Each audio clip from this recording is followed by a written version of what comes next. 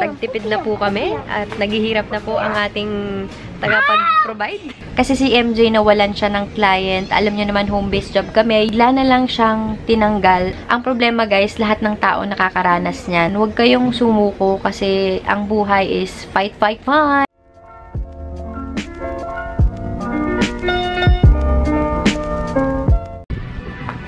Hi guys! Welcome back to our channel! Nagbablog ako. Kasi mag-grocery kami tapos bibila namin si Kel ng toy kasi napagalitan siya ni MJ kanina.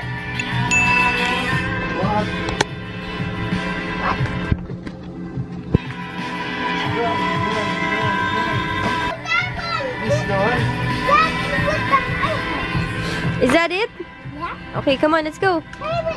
Ayan, masaya na siya dito. Magkano to? 49 pesos. Pwede na. 49 pesos? Oo.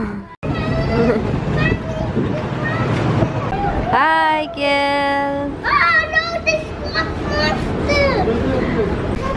Dito na kami sa my all-day supermarket. Super nice kasi mag-grocery dito. Ang linis-linis. Kaya dito kami palagi. Konti lang yung i-grocery namin ngayon kasi tagtipid na po kami. At naghihirap na po ang ating tagapag-provide.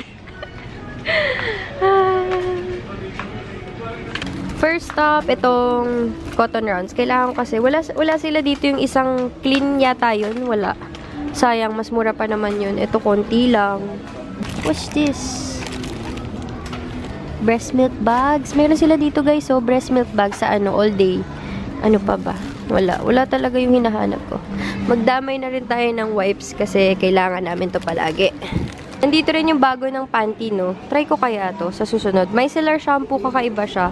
Green and blue. Tapos, ito yung pinapakita ni Ray Hermar sa niya, vlog. Palmolive. Charmy. Favorite na ko. Anong tawag dito? Cottony tayo ngayon. Ito yung recent na ginagamit ko. Tapos, ayan. Meron din sila dito mga para makita nyo lang. Ayan, no? Sobrang organized. May mga free stuff pa. Buy one, take one. Kel, which one's your favorite? Favorite niya to guys, oh. Honey butter. Do you like this one? Yeah, honey butter. Honey butter. Mo butter. Let's make honey butter too. Yeah. How can we make it?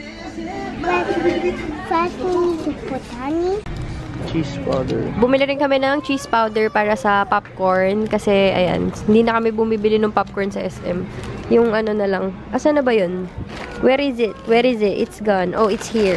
Ayan, ganito na lang. Para lalagyan na lang ng dairy cream. Tapos, ayun na. Popcorn na. Naghahanap kami ng, anong tawag dun, Daddy? Yung flavor? Sour cream. Sour and cream. Hindi kami sour cream. Hindi kami makakita sa mga ganito. Meron ba kayong idea? Comment down below. Dahil favorite namin ng stick, bibili kami ng isang ganyan. For Kiel and Mommy and Daddy. We're gonna buy some pancakes. This one or this one? This one na lang, so we can eat. We're gonna buy 3. 3? Yeah, 3. 3? Why are you gonna buy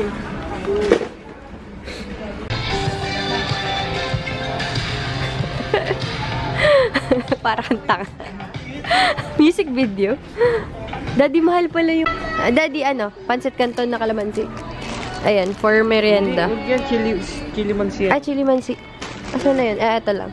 Kasi nilalagyan namin to ng kalamansi para sobrang asim. Ang sarap-sarap niyan.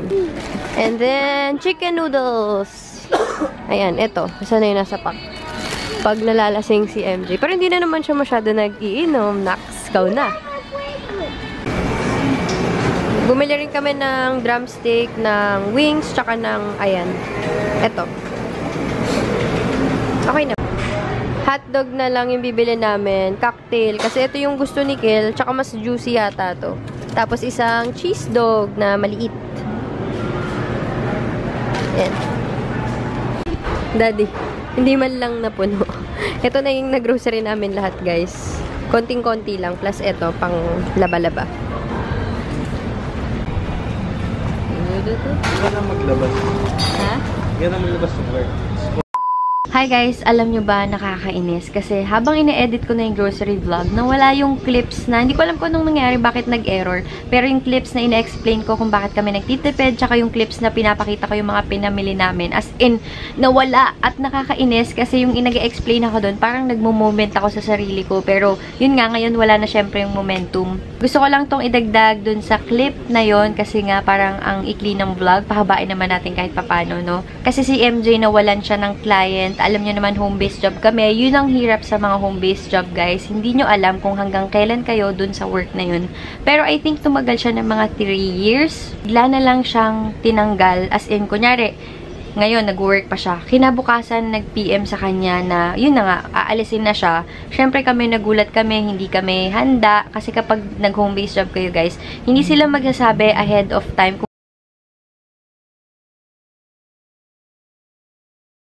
Sana man lang kasi, 'di ba, kapag sa home-based job, sasabihin nila ng 1 month before. Pero ayun nga, nagulat din kami, so kailangan namin i-cut down lahat ng expenses namin right away kasi kundi kami rin yung magsasuffer. Pero okay lang yun, naniniwala ako na everything happens for a reason. Alam ko naman na kayang-kaya ni MJ maghanap ulit kasi nga sa nakikita ko sa kanya, yung porsigido talaga siya sa lahat ng ginagawa niya. Kahit hindi niya pa alam, gagawa siya ng paraan para matutunan niya yung mga bagay na hindi niya pa natututunan. Naman, gusto ko lang sabihin sa inyo, hindi halatang nai-stress kami kasi nga, ayaw din naman namin ipakita sa vlog para good vibes lang tayo. Pero ito yung mga times sa buhay namin na, alam niyo yung parang biglang pababa. Tas nalungkot kami, syempre iniisip, lalo na si MJ kasi syempre siya yung nagpo-provide talaga sa amin ng halos lahat. So syempre iniisip niya saan siya kukuha ng pera. Mga savings naman kami, may insurance, pero alam niyo yun, parang hindi pa sapat. Kasi yung insurance hindi naman niya balak galawin. Ayaw niyang galawin yun. Tapos yung cash naman namin, syempre mag-aaral si Kel, kailangan niya ng tuition. Ayaw kasi namin i-sacrifice din yung pag-aaral niya. Kaya, ang sabi ko sa kanya, huwag siyang mag-alala, huwag siyang masyadong mag-isip. Gagawa kami ng paraan para makaraos. Ganun naman ang buhay, 'di ba? May mga downtimes, pero okay lang 'yan. Huwag kayong mag-focus dun sa downtimes kasi ang mahalaga, be positive. Lahat naman 'yan nangyayari for a reason, and I'm super kampante na makakahanap siya ng bago, at ako kampante naman ako na may mag-offer pa rin sa akin ng mga sponsored videos, ganyan. Kaya ayun, sabi ko sa kanya, wag siya masyado mag-iisip, pero syempre siya yung provider, hindi niya pa rin mapigilan yung sarili niya. So kino-comfort ko na lang siya palagi and sinasabi ko, kaya natin yan, ganyan, mapapalitan din yan ng ang tawag dito, ng good stuff. And makakahanap din siya ng bagong work. So, ayun, gusto ko lang din mag-share sa inyo, syempre. Part din naman to ng life namin. Tapos, ano pa ba? Yung next vlog ko, kakaiba siya kasi masaya yun. Sinurprise ko yung mama ko ng micro-braided brows. Tsaka, pinakita ko yung bahay na kukunin namin. Yun nga diba, kumuha pa kami ng bahay. No? Kapal ang mukha namin. Pero hindi kasi. Gusto na namin mag-invest sa mga ganyang bagay. Kasi nga, tumatanda na kami at may anak na kami. So, kailangan, hindi na namin, kumbaga nag-e-enjoy pa rin naman kami, yan ang hindi namin kinakalimutan, pero mas priority namin ngayon yung para sa future namin na family. Actually guys, hindi pa kami kasal ni MJ, pero alam niyo yun, alam na namin sa sarili namin na kami na talaga kasi nga yun, ramdam na ramdam naman namin yun sa isa't isa. Ano pa bang may share ko?